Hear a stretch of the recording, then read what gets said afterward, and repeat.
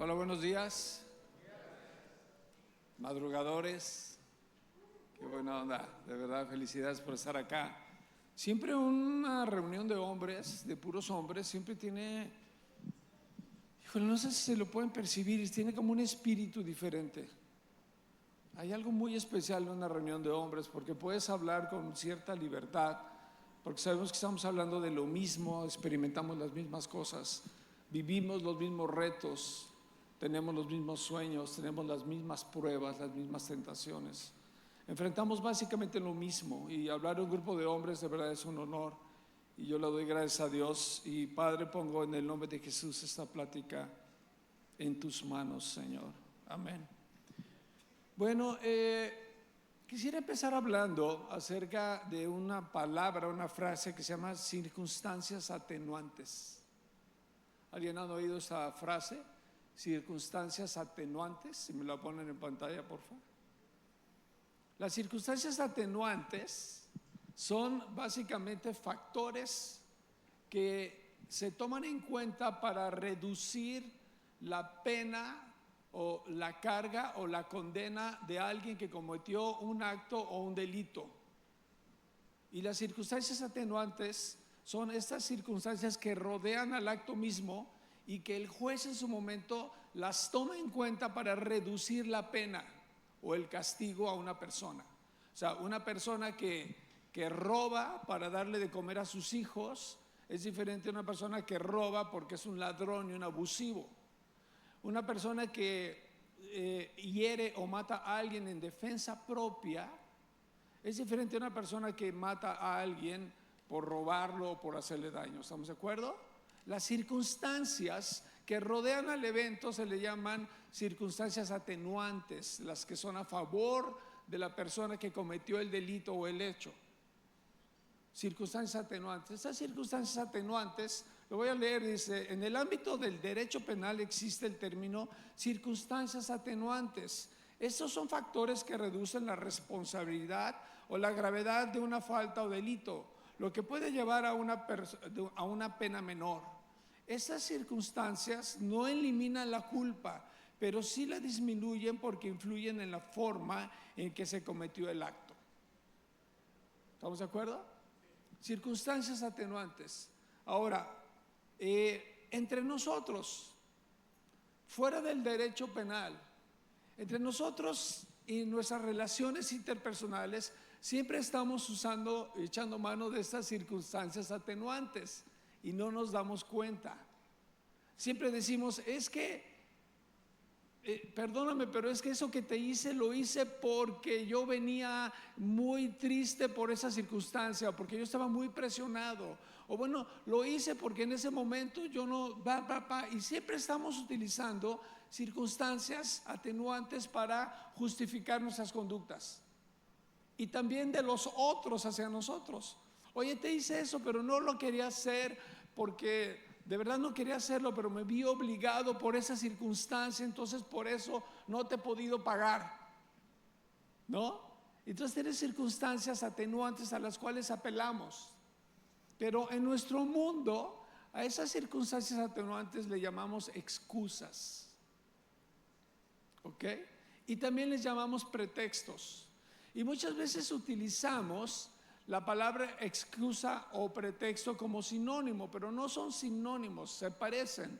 Pero las excusas casi siempre son razones que están construidas sobre una verdad. Puede ser una verdad exagerada, una verdad a medias, pero casi siempre están construidas sobre una verdad. Los pretextos casi siempre, no siempre, están construidos sobre una mentira y un engaño.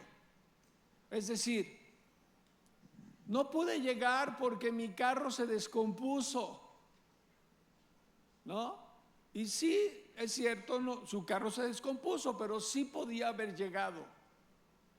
Podía haber venido en camión o pedir un Uber o un taxi. ¿Estamos de acuerdo? Pero es una excusa. O no entregué el trabajo porque mi computadora se descompuso. Sí, su computadora se descompuso, pero pudo entregar el trabajo pidiendo la computadora a otros. ¿Estamos de acuerdo? Es una excusa. Pero ¿cuándo es un pretexto? Cuando, oye, no pude entregar el trabajo porque se descompuso mi computadora y la computadora no se descompuso. Eso es un pretexto. ¿Estamos de acuerdo? Es diferente la excusa a los pretextos. Pero ¿qué sucede en nuestra vida relacional, en casa con nuestras esposas, con nuestra novia, en casa con nuestros hijos o entre nosotros mismos? Utilizamos mucho las excusas. Y eso no está mal, porque no está mal en un sentido real, porque la sociedad así funciona. El problema es cuando emigramos esta capacidad de interrelacionarnos y esta forma de interrelacionarnos y la emigramos a nuestra relación con Dios. ¿Por qué? Porque lo mismo que hacemos con los hombres también lo aplicamos con Dios. Y entonces nos acercamos a Dios con excusas y nos acercamos a Dios también con pretextos, pensando que engañamos a Dios cuando Dios sabe la verdad.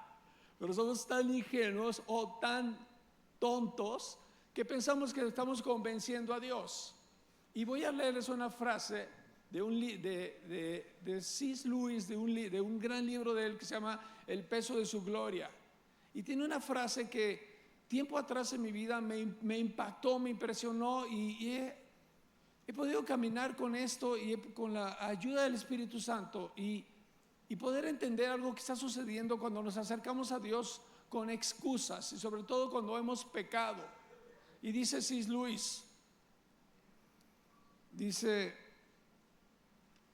si lo encuentro, dice: cuando estoy pidiendo a Dios que me perdone, en realidad le estoy pidiendo que haga algo diferente, le estoy pidiendo que me excuse.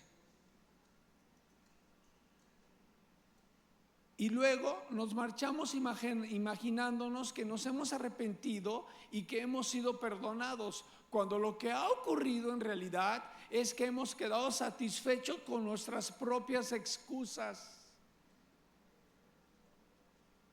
O sea, nos acercamos a Dios pidiendo aparentemente perdón, pero estamos realmente presentándole a Dios nuestras excusas. Sí, Dios, es que lo hice por esto y por aquello, y yo no pude y no quise, pero no, estaba enojado, estaba tomado, y estamos presentando a Dios nuestras excusas. Habitualmente encontramos ciertas excusas, algunas circunstancias atenuantes, factores que reducen la gravedad del delito, de nuestro delito o falta, que estamos tan ansiosos por señalárselos a Dios y a nosotros mismos que olvidamos lo realmente importante, esa parte restante, esa que las excusas no pueden cubrir, ya que son inexcusables. Estamos tan preocupados por presentarle a Dios nuestras excusas, nuestras circunstancias atenuantes, que olvidamos que detrás de todas esas excusas hay un pecado y que ese pecado está encubierto por excusas. Y entonces lo que sucede es que dice, esa es la esencia misma, eso que está detrás de las excusas es la esencia misma del pecado oculto bajo gruesas capas de excusas. Esa maldad, odio, engaño, lujuria, envidia, rencor y todo ese tipo de pecados que están encubiertos, cubiertos, protegidos por las excusas. Y entonces esas excusas nos impiden llegar al pecado mismo que está en nuestro corazón. Y al impedirnos llegar al pecado mismo que está en nuestro corazón, nos impiden arrepentirnos genuinamente, porque estamos distraídos con nuestras excusas y no encontramos y no llegamos al arrepentimiento genuino y al perdón. Y para esto tengo un ejemplo. El rey Saúl,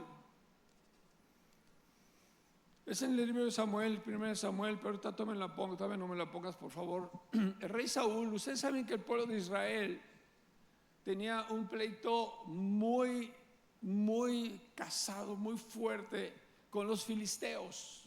De hecho, de ahí sale la historia del rey David, David, cuando era un muchacho, va y vence a Goliat. Goliat era el gigante filisteo. Entonces Israel y los filisteos tenían un pleito de muchos años, ancestral. Y en una ocasión, previo a esta historia de David y Goliat, años atrás, cuando todavía David no salía en escena, estaba el rey Saúl ataca a los filisteos, y entonces los filisteos se molestan mucho, arman un ejército gigantesco y vienen contra Israel. Y entonces el rey Saúl le pide al profeta Samuel que venga a bendecir al ejército, ¿no? Ven por favor, Samuel, y bendícenos para ganarle la batalla a los filisteos, bendícenos, como decimos acá, échanos la bendición, ¿no? Haz el holocausto, haz el sacrificio, danos las palabras, rocíanos con la sangre y vamos a la batalla y vamos a ganar, porque vamos bien bendecidos por el poder de Dios, ¿no? Entonces resulta que Samuel le dice: sí, voy para allá, ahí te caigo en 7 días, ¿no?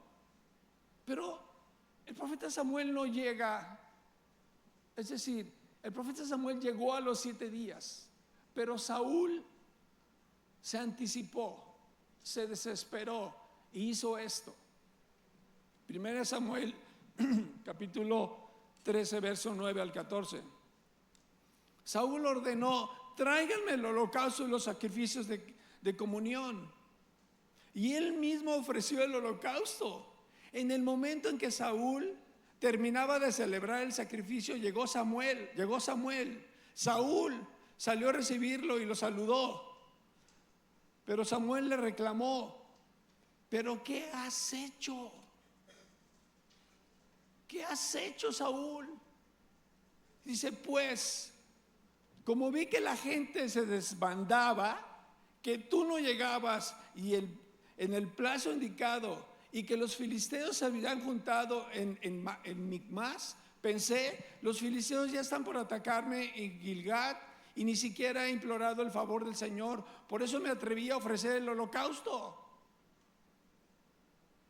Entonces, ¿qué hace Saúl?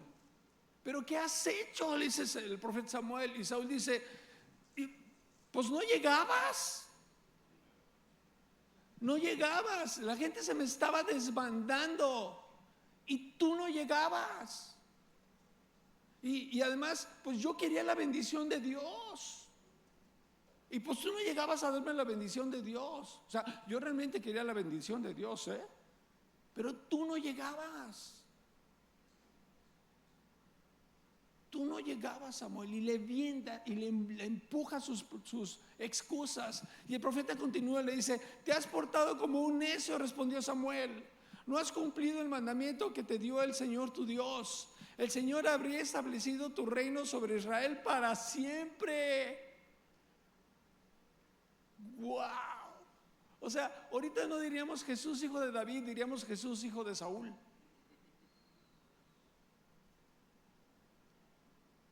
O sea,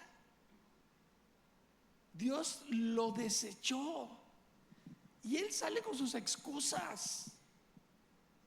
Pero ahora te digo que tu reino no permanecerá. El Señor ya está buscando un hombre conforme a su corazón y lo ha designado gobernante de su pueblo, pues tú no has obedecido.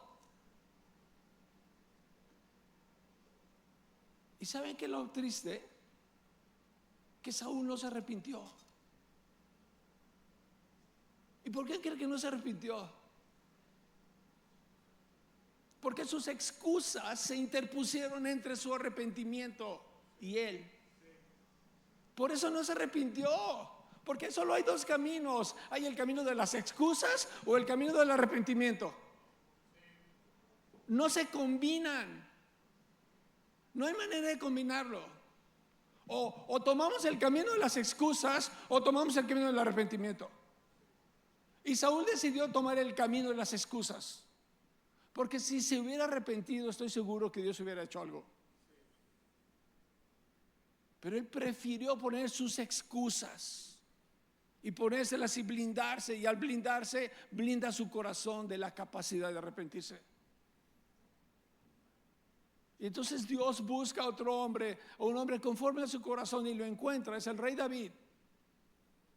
Y aquí tenemos al rey David, conocemos su historia. Saúl lo persiguió y sabemos la historia. Jonatán, su hijo de Saúl, muy amigo de David, y sabemos la historia. Y de repente vamos a ir a otra porción. Saúl ya es rey. David ya es rey, ya está gobernando. Y dice la escritura en 1 Samuel que en el tiempo en los que los reyes iban a la guerra, David decidió no ir a la guerra. David decidió quedarse en su casa. Y dice que se subió a la azotea de su casa, a su roof, su alberca, y ya saben, todavía arriba, su jacuzzi, ¿no? Y se subió con unos binoculares, ¿no? Y ahí estaba, ¡toing! ¿No?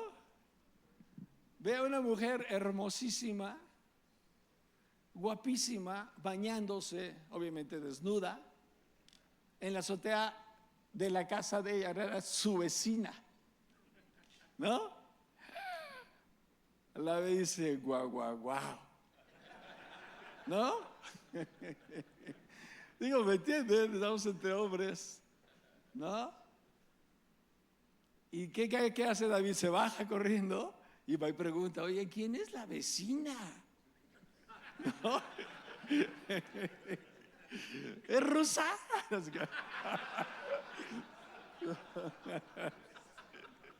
¿Quién es la vecina? No, pues es Betsabé, la esposa de Urías.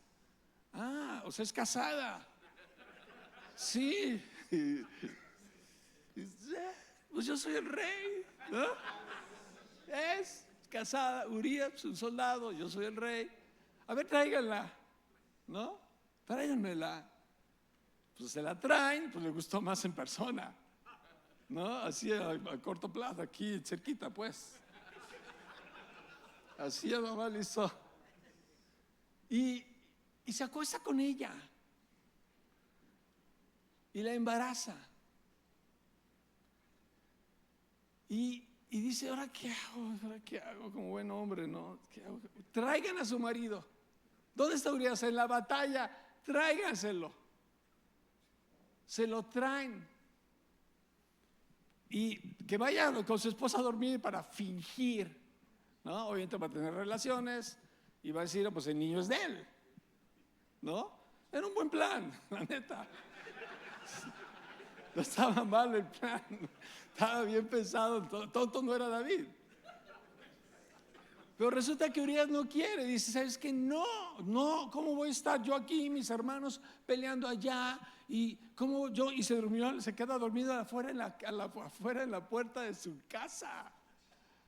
Y David, o sea, ve a tu esposa, ¿no?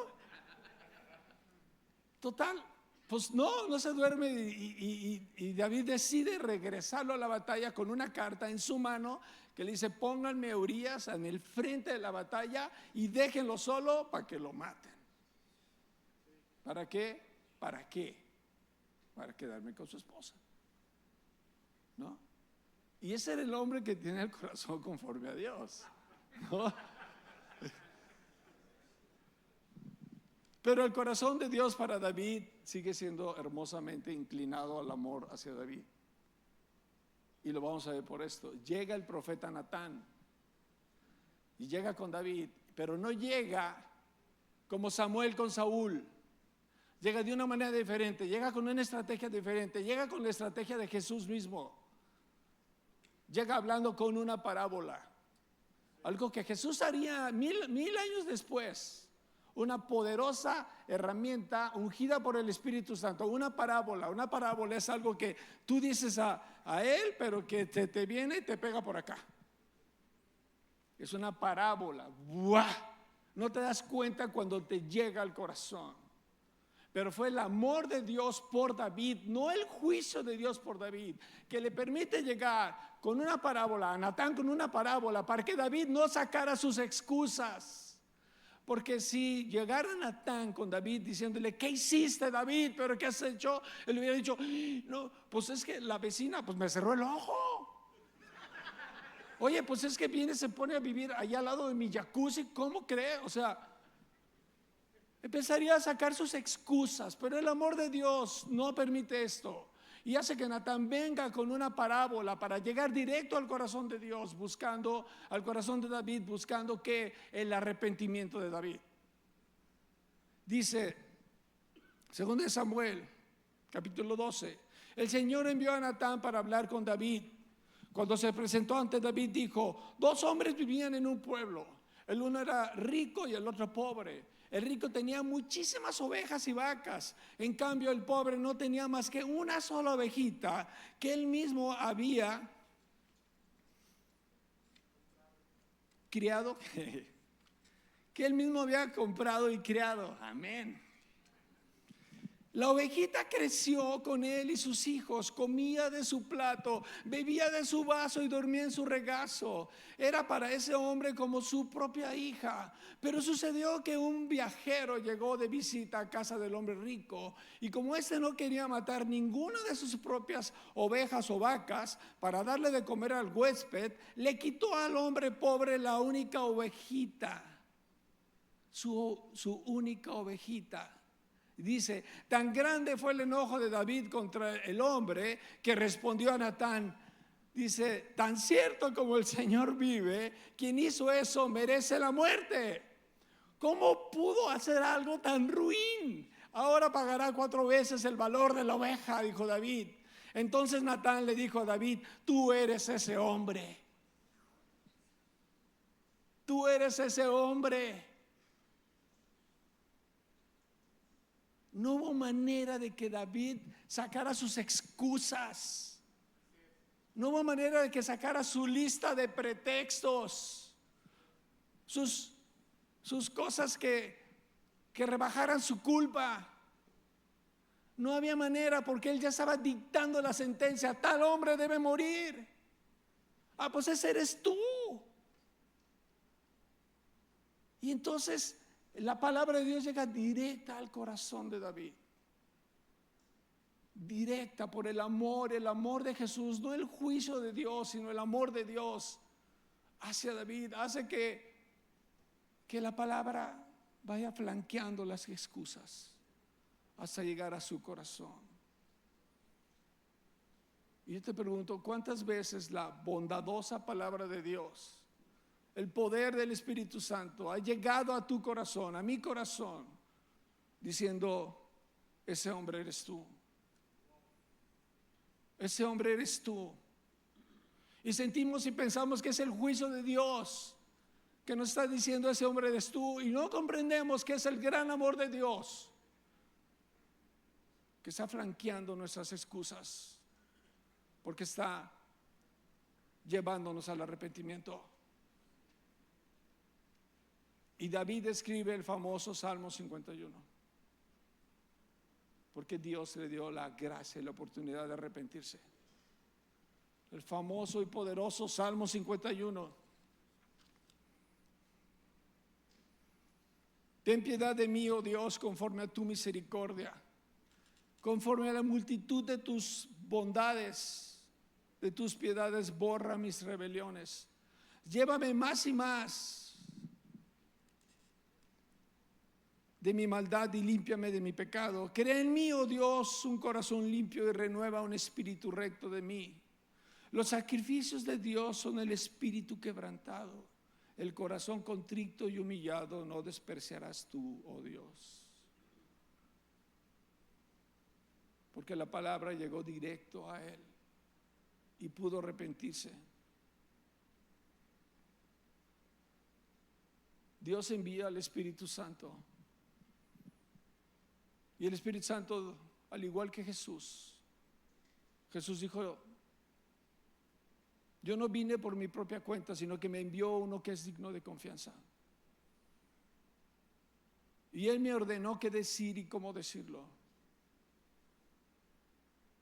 Y cuando Jesús, el Padre, envían al Espíritu Santo, Jesús dijo: Él los guiará a toda verdad. El Espíritu Santo los guiará a toda verdad, porque tomará de lo mío y se los hará saber. Me glorificará a mí, tomará de lo mío y se los hará saber. Si puede subir el pianito, por favor, gracias.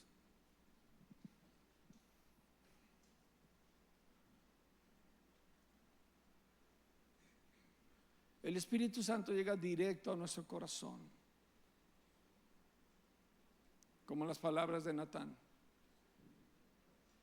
no como las palabras de Samuel, porque las palabras de Samuel representan la ley diciéndonos: pero tú, ¿qué has hecho? ¿Qué has hecho? ¿Por qué cometiste ese adulterio? ¿Por qué cometiste esa fornicación? ¿Por qué robaste? ¿Por qué mentiste? ¿Por qué odias? ¿Por qué ves pornografía? ¿Pero qué has hecho? Y pensamos que hoy el Espíritu de Samuel sigue llegando a nosotros diciéndonos: pero ¿qué has hecho? Pero no es así. Hoy el Espíritu Santo llega con el Espíritu de Jesús diciéndonos: yo sé lo que has hecho. Yo sé lo que has hecho, pero tú sabes lo que hizo mi hijo por ti. Porque yo sí sé lo que tú has hecho. Pero quiero decirte algo: no hay pecado que sea excusable, pero todo pecado es perdonable. Todo pecado es perdonable en la sangre de Cristo. Todo pecado es borrado en el poder de la sangre de Cristo.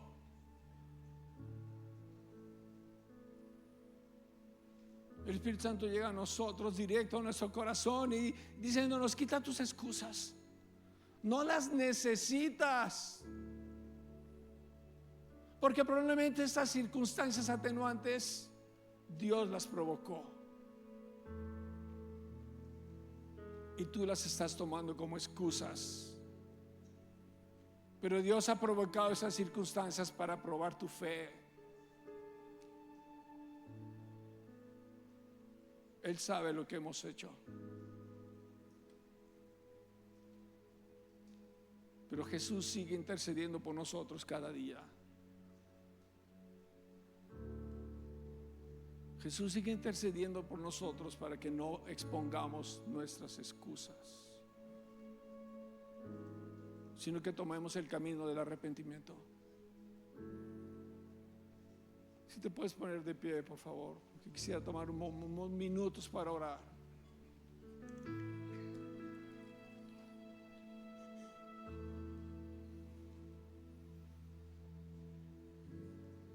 Espíritu Santo, Espíritu Santo, aquí está tu poder, Señor. Tú estás tomando de Jesús, Señor. Estás tomando de la obra de Jesús, del poder sanador, el poder perdonador.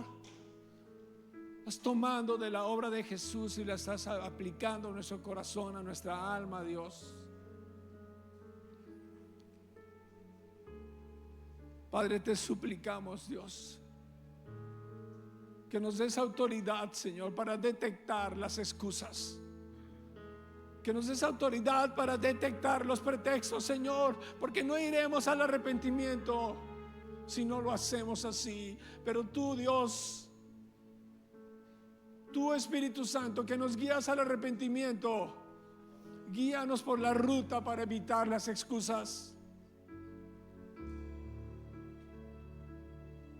Y yo te ruego que en tu corazón, en este momento, aprovecha y tienes una excusa ahí por lo cual estás engañando a tu esposa, o por lo cual estás robando, o estás manteniendo un rencor o un odio contra alguien, una venganza,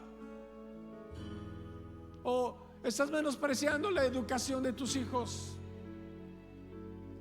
o estás siendo un flojo ante el trabajo, o te has rendido ante la adversidad.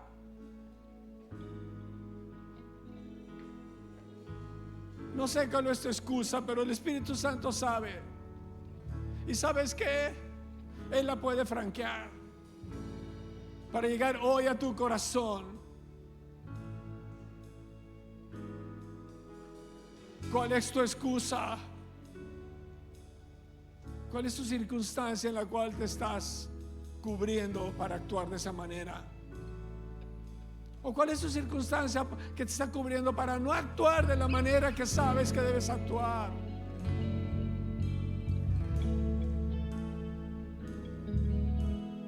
Aprovecha el poder del Espíritu. Y en ese momento, en el nombre de Jesús, camina entre tus excusas. Camina entre ellas. Hazlas a un lado. Dile: no te necesito excusa. No necesito que cubras mi pecado. Necesito que mi pecado sea perdonado, que mi pecado sea borrado por la gracia de Jesús, por el Espíritu de gracia que me habla directo al corazón, igual que a David.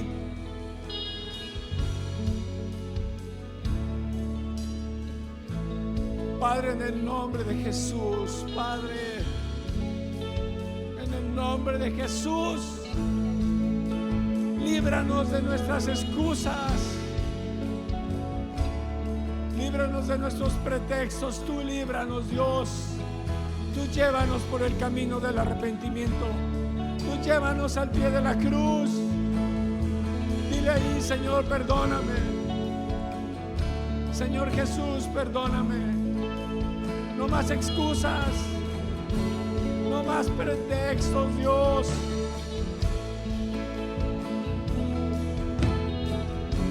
No más decir: es que así soy yo, es que es mi genética, es que así me educaron. Renuncia en el nombre de Jesús y escoge el camino del arrepentimiento, porque ahí está Jesús. Ahí está listo para perdonarte si llegas humillado. Ahí está listo para fortalecerte. Ahí está listo para animarte. Ahí está listo y esperando abrazarte. Padre, en el nombre de Jesús, para ti sea la gloria y la honra y la alabanza y toda adoración sea para ti, Jesús, nuestro paladín, nuestro Rey, nuestro Señor. Que toda la gloria sea para ti, Jesús. Que toda la adoración sea para ti, Señor, el Dios perdonador. Dichoso aquel a quien Dios no inculpa de pecados. Padre, gracias. Gracias. Sigue con nosotros, Dios, todo este día. Te lo pedimos en el nombre de Jesús. Amén.